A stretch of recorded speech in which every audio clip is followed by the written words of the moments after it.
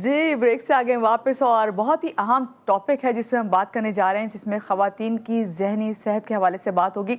अभी मैं थोड़ा-सा यही आपको बताऊं, ज़हनी सेहत जिसमें ज़ाहिरी बात है ख़वातीन में मैं भी शामिल हूं, तो आपकी ज़हनी सेहत पे किस तरह से तमाम चीज़ें असरअंदाज होती हैं, आप इस बात का अंदाज़ा नहीं लगा सकते। हम एक वक्त में पता नहीं कितनी चीज़ें जो हैं सोच रहे होते हैं, बेशक मर्द हज़रात भी होते हैं, लेकिन वो ख़वातीन जो घर के काम भी कर रही हैं और ख़ास तौर से हाउस वाइफ हैं, उन पे आज हम फोकस करेंगे, जिन पे बच्चों की भी जिम्मेदारियाँ, उन्होंने किस तरह से उनकी परवरिश करनी है, जो घर के काम है उनको किस तरह सेटल करना है, जो आप अगर जॉइंट फैमिली में रह रहे हैं तो उनको किस तरह से देखना है, और उसके साथ साथ ये सब कुछ करते हुए किस तरह से वो अपनी जहनी सेहत जो है उसका भी ख्याल रखें, किस तरह उसको बरकरार रख सकती हैं, और किस तरह जो उनके वो जो किरदार, जो उनके जो साथ रहने वाले जो रिलेशंस हैं, वो उनको कितना सपोर्ट कर सकते हैं या कितना सपोर्ट नहीं कर रहे। इस सब पे हम बात करेंगे। हमारे साथ इस वक्त मौजूद है वजिया ज़फ़र, साइकोलॉजिस्ट हैं। अस्सलाम वालेकुम वजिया, कैसी हैं आप? ठीक हैं? सुबह खैर। वालेकुम सलाम। वालेकुम सलाम, thank you for having me. Thank you Wajiya, आपने हमें ज्वाइन किया है। सबसे पहले तो ये बताइए कि ख़वातीन की जहनी सेहत को हम किस तरह नज़रअंदाज करते हैं या किया जाता है? अच्छा महनूर, मैं स्टार्ट करूंगी इस बात से कि नजरअंदाज खवातीन खुद भी बहुत करती हैं। दूसरों को तो हम बिल्कुल अभी साइड पे रखते हैं। मैं चाहती हूँ कि इस प्रोग्राम के थ्रू हम एक अवेयरनेस क्रिएट करें, क्योंकि हाउसवाइफ की भी दो टाइप्स होती हैं। एक वो हाउसवाइफ जो अपने घर को खुद सेट करती हैं, अपने बच्चों की खुद तरबियत करती हैं, साथ में अपना भी ख्याल रखती हैं, अपने हस्बैंड का भी, तो वो घर को मेंटेन करती हैं। ठीक है। दूसरी टाइप की हाउस वाइफ वो होती हैं जो पीपल प्लीजर में आती हैं, जो हमारे कल्चर में बहुत कॉमनली एग्जिस्ट करती हैं, जिनको ये होता है कि आई एम सॉरी टू से बट थोड़ा कंट्रोवर्शियल है, हमें अपनी सास को कैसे खुश रखना है, हमें अपनी नंदों को कैसे खुश रखना है, हमें बाकी इर्द गिर्द के लोगों को कैसे खुश रखना है। जब ये मेंटालिटी आती है तो वहीं से औरत की शादी के शुरू में ही मेंटल हेल्थ तबाह होना शुरू होती है, जी। और वो पाइल अप इमोशंस होते होते वो एज अ मदर भी अपना रोल नहीं बखूबी कर पाती, ना वो अपने घर को संभाल पा। आप ये सोचिए कि आप एक रूम में बैठे हैं और आपके ऊपर एक कैमरा हर वक्त लगा है, हम्म। आपके एक्शंस मैनिपुलेटेड हो जाएंगे, आपके एक्शंस जो कॉन्शियस हो जाएंगे। सेम इसी तरह से जब आप रिश्तों को कैमरे कितना अपने सर पे रखती हैं, मैं भी फीमेल्स की बात करूंगी, हम्म। अक्सर इन-लॉज के अंदर इन-लॉज का प्रेशर भी नहीं होता, वहां पे भी मैंने फीमेल्स को देखा है कि पीपल प्लीजिंग एटीट्यूड में आ जाती हैं। फिर वहां पे वो जब फिट इन नहीं हो पाती तो इम्पोस्टर सिंड्रोम, जिसमें फिट इन ना होने वाला जो एक फियर है, वो डेवलप होता है, जी। जिसकी वजह से उनका पूरा फैमिली सेटअप खराब होता है। ठीक है। अच्छा वजिया, आपने ये जिक्र किया कि ख़वातीन खुद जो है अपनी ज़हनी सेहत का पहले ख्याल रखें, मगर यहाँ पे मैं बात करूँगी, अब ये जब आपने कहा कि कंट्रोवर्शियल हो जाएगा, इन लॉज की बात आई, बाकी फैमिली मेम्बरान्स की आई, मैं एक रील देख रही थी जिसमें एक दिखा रहे थे कि हस्बैंड जो है वो ऑफिस के लिए जा रहा होता है, उसमें पीछे से जो खातून है उसकी वॉइस ओवर कुछ इस तरह थी कि ये नन, सास और जेठ और मेरा देवर जो है ऑफिस जा रहे हैं। यानी एक शख्स में इतनी लोगों की शख्सियात जो है वो थी। आप इससे कितना एग्री करेंगी? ये कितना इफेक्टेड है? बिल्कुल ऐसा है। बहुत सारे क्लाइंट से भी रिपोर्ट करते हैं कि हम आउट ऑफ कंट्री शिफ्ट हो गए हैं, लेकिन वहां पे जो हस्बैंड के पैटर्न्स हैं वो बिल्कुल ऐसे ही हैं जैसे हम 5-6 लोगों की शख्सियात उनमें देख रहे हैं, हम्म। और वो हमें इन्फ्लुएंस कर रही हैं। तो इसमें बहुत इंपॉर्टेंट है कि हस्बैंड वाइफ बैठ के कम्युनिकेट करें, और जी। स्टार्ट में जी। ही कम्युनिकेशन वाले जो एक प्रोसेस है ना, ये होना चाहिए। यूजली क्या होता है कि हस्बैंड वाइफ में डिस्कशन नहीं होती, आर्ग्यूमेंट्स होते हैं, कंप्लेन्स होती हैं, रिश्ते के शुरू में ही वो कंप्लेन्स करना स्टार्ट कर देते हैं, जी। जबकि वो एक दूसरे को जानते भी नहीं होते हैं। मैं यहाँ ऐड करूंगी कि बेशक आप लोग फ्रेंड्स हो, बेशक आप लोग कजिन्स हो, बचपन से जानते हो, या कोई भी किसी भी टर्म से आप जानते हो, लेकिन जो शादी है ना, जब आप उस रिलेशन में आते हैं तो आप दोनों एक दूसरे के लिए स्ट्रेंजर ही होते हैं।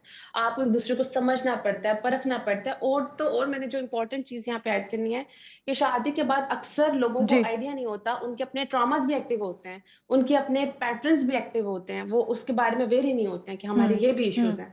सो जितना आप कामली और माइंडफुली रिलेशन को स्पेशली स्टार्ट में लेके चलते हैं, उतना बिगाड़ कम होता है। लेकिन अगर आप स्टार्ट में ही चीजों को लेट गो करते हैं, या चीजों को कंप्लेन्स में या फिर लेना शुरू कर देते हैं बहुत एक्सट्रीम लेवल पे, तो वहां पे अंडरस्टैंडिंग नहीं बिल्ड होती मानूर। और जब अंडरस्टैंडिंग बिल्ड नहीं होती है तो रिलेशनशिप में तनाव बहुत शुरू से आना शुरू हो जाता है, और मेंटल हेल्थ डिस्टर्ब होती है। बिल्कुल। अच्छा वजिया, घरेलू काम, उनका काम करना, ख़वातीन का हर वक्त उसका दबाव रहना जहन पर, वो कितना आपकी जहनी सेहत पर असरअंदाज होता है? क्योंकि आपने एक वो वाली टाइप तो ख़वातीन की बताई जो कि खुद से लेती हैं तमाम स्ट्रेस, लेकिन जिनको ये काम करना पड़ता है और उन्हीं की जिम्मेदारी है, तो वो उनके बारे में क्या कहेंगी?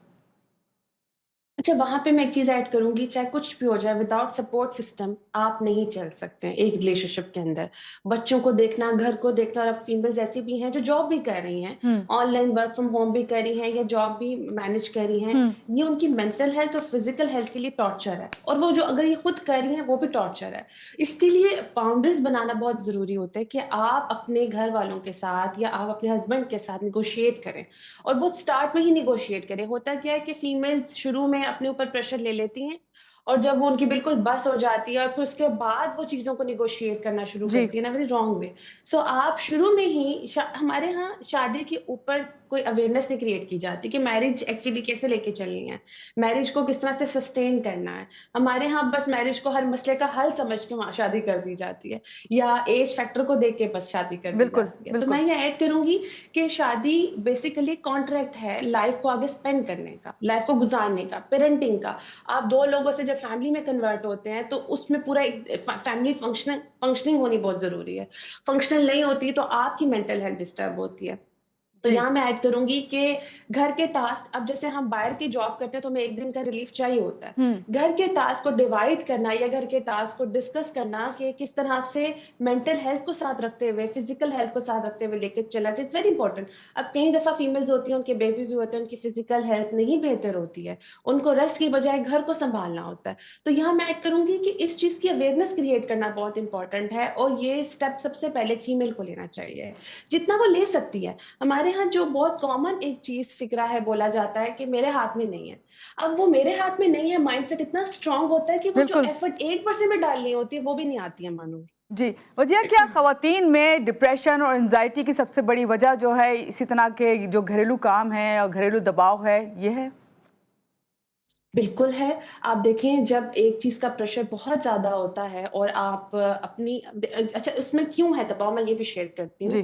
हर इंसान फितरी तौर पे बना है किसी सलाहियत पे, और वो सलाहियत उसको जिंदगी में आगे बढ़ने की बहुत मोटिवेशन देती है, और खुश रहने की भी। अब जी। जब वो इंसान देखता है कि मैं, अब फॉर एग्जांपल कोई फीमेल है, वो बहुत अच्छी आर्टिस्ट है, कोई फीमेल है वो बहुत अच्छा कोई और काम कर सकती है, और उसको लगता है मैं बस पूरा दिन बर्तन धो रही हूँ, कपड़े धो रही हूँ या बच्चे संभाल रही हूँ, तो उसको ये फीलिंग आती है कि मैं कहाँ एग्जिस्ट करती हूँ। हम्म। उसके जहन में ये चीज आती है कि मैं कहाँ स्टैंड करती हूँ।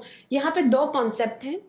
एक कॉन्सेप्ट ये है कि वो अपने काम में अपने आप को फिगर आउट की थोड़ा थोड़ा करें। जैसे मैं एज अ साइकोलॉजिस्ट, मैं अपने, जब स्टार्ट में मैं जितने ले सकती सेशंस या मीडिया का, मैं वो करती थी। तो मैं एग्जांपल दे रही हूँ कि आप जितना कर सकते हैं उसको ऐड करें। नंबर 2, या फिर जो घर के टास्क हैं उनको उस तरह से करें जिस तरह आपको खुशी खुशी होती है, दबाव के बगैर, प्रेशर के बगैर, और जितना कर सकती हैं। जब आप अपनी लिमिट्स एक्सीड करते हैं तो वहां पे डिप्रेशन आता है। जैसे अगर आप समझते हैं मुझे घर को भी परफेक्ट रखना है, हम्म। बच्चों को भी परफेक्ट रखना है, जॉब भी करनी है, उस प्रेशर से आपकी मेंटल हेल्थ इफेक्ट होती है। और मानूर आजकल ये प्रेशर बहुत ज्यादा है, जी। वैलिडेशन बहुत ज्यादा आ गई है, क्योंकि अक्सर लोग अपने रील्स भी हम देख रहे होते हैं कि फीमेल्स दिखा रही हैं कि घर की दिखा रही होती हैं, बच्चों की दिखा रही होती हैं, तो जो लोग नहीं कर पा रहे होते वो उसमें अपने आप को बहुत हम्म। स्ट्रेस में लेते हैं, डिप्रेशन में जाते हैं कि हम शायद परफेक्ट वाइफ नहीं है, परफेक्ट मदर नहीं है। तो जो परफेक्शन का एक सिंड्रोम आ गया ना, ये बहुत हमारी मेंटल हेल्थ को तबाह कर रहा है। जी। वजह आप ज़रा इस तरफ आ जाते हैं, बच्चे, घर, रिश्ते सबको संभालने के साथ साथ जो ख़वातीन हैं अपनी जहनी सेहत का किस तरह ख्याल रख सकती हैं? सबसे पहले ज़हनी सेहत का ख्याल रखने के लिए नंबर 1, आप पूरे दिन में कोई ना कोई एक ऐसी एक्टिविटी रखें जो आपको खुशी देती है।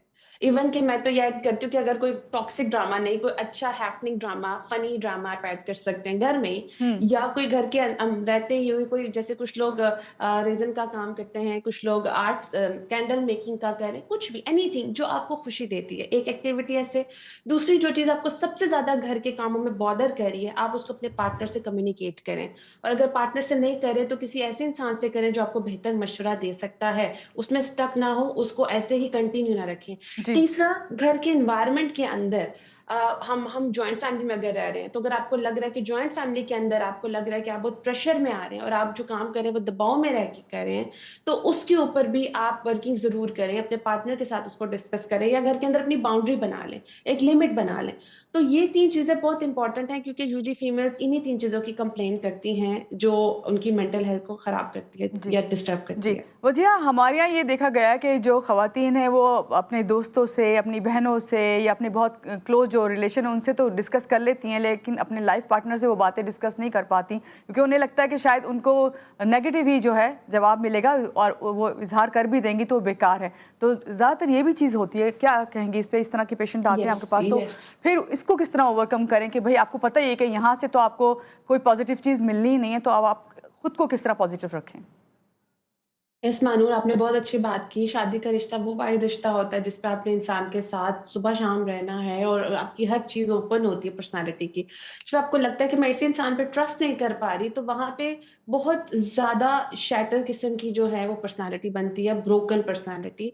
और फिर वो डिप्रेशन में ज़्यादा जल्दी जाती है, क्योंकि आप उस एक इंसान पे तो रिलाई कर रहे हैं। तो वहाँ पे मोस्ट इम्पॉर्टेंटली आप दो चीजें होती है, या तो उस रिलेशन के ऊपर किसी को इन्वॉल्व करके वर्किंग करें या डायरेक्ट करें। ये दूसरी चीज ये होती है कि आप उस इंसान पे डिपेंडेंट होना कम करते हैं जी। उस इंसान के ऊपर वर्क करने की बजाय अपने ऊपर वर्क करें। कुछ लोग पूरी जिंदगी उस इंसान के साथ रिश्ता बनाने पे वर्क करते रहते हैं और अपनी ज़ात को मानो कहीं बहुत पीछे वो छोड़ देते हैं। और जब उनको इस चीज का अंदाजा होता है, फिर वो क्या करते हैं कि सेपरेशन की तरफ आते हैं कि हमने तो अपने अंदर कुछ छोड़ा ही नहीं है, हमने तो इस इंसान को मनाने में, समझाने में या ठीक करने में पूरी जिंदगी गुजार दी है।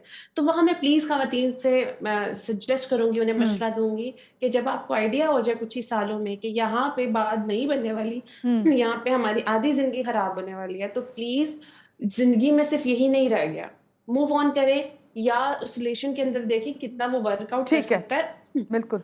या फिर अपने ऊपर तवज्जो दें, अपनी जिंदगी पर तवज्जो दें। जी, बहुत शुक्रिया वजिया ज़फ़र हमारे साथ थी, और बहुत अच्छी बात आपने कही, जो लास्ट में बात वजिया ने कही ना कि सबसे पहले अपने ऊपर तवज्जो दें। जब अपने ऊपर तवज्जो देंगी, आपकी ज़हनी सेहत ठीक होगी, तो आपकी बाकी जो फैमिली है उस पर भी आप सही तरह तवज्जो दे सकेंगी। इसी बात के साथ महानूर अली को दीजिए इजाज़त। अल्लाह हाफ़िज़।